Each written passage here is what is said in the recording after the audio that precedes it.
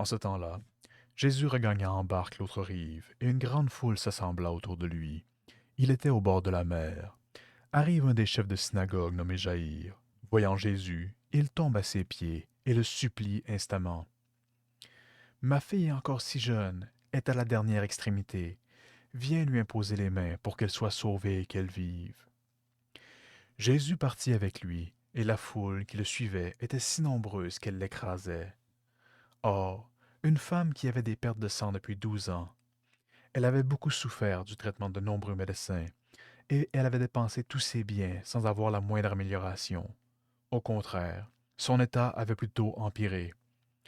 Cette femme donc, ayant appris ce qu'on disait de Jésus, vint par derrière dans la foule et toucha son vêtement. Elle se disait en effet, si je parviens à toucher seulement son vêtement, je serai sauvée. À l'instant, l'hémorragie s'arrêta, et elle ressentit dans son corps qu'elle était guérie de son mal. Aussitôt, Jésus se rendit compte qu'une force était sortie de lui.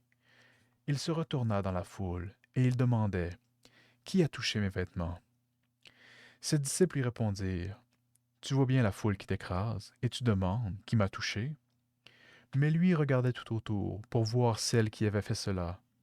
Alors, la femme, saisie de crainte et toute tremblante, sachant ce qui lui était arrivé, vint se jeter à ses pieds et lui dit toute la vérité. Jésus lui dit alors, ma fille, ta foi t'a sauvée, va en paix et sois guérie de ton mal. Comme il parlait encore, des gens arrivent de la maison de Jaïr, le chef des synagogues, pour dire à celui-ci, ta fille vient de mourir, à quoi bon déranger encore le maître? Jésus, surprenant ces mots, dit au chef de synagogue, ne crains pas, crois seulement. Il ne laissa personne l'accompagner, sauf Pierre, Jacques et Jean, le frère de Jacques. Ils arrivent à la maison du chef de synagogue. Jésus voit l'agitation et des gens qui pleurent et poussent des grands cris. Il entre et leur dit, pourquoi cette agitation et ces pleurs?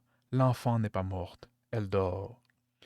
Mais on se moquait de lui. Alors, il met tout le monde dehors, prend avec lui le père et la mère de l'enfant, et ceux qui étaient avec lui, puis il pénètre là où reposait l'enfant.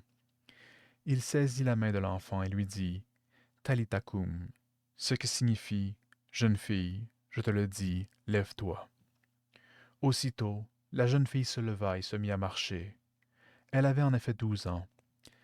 Ils furent frappés d'une grande stupeur, et Jésus leur ordonna fermement de ne le faire savoir à personne. Puis il leur dit de la faire manger.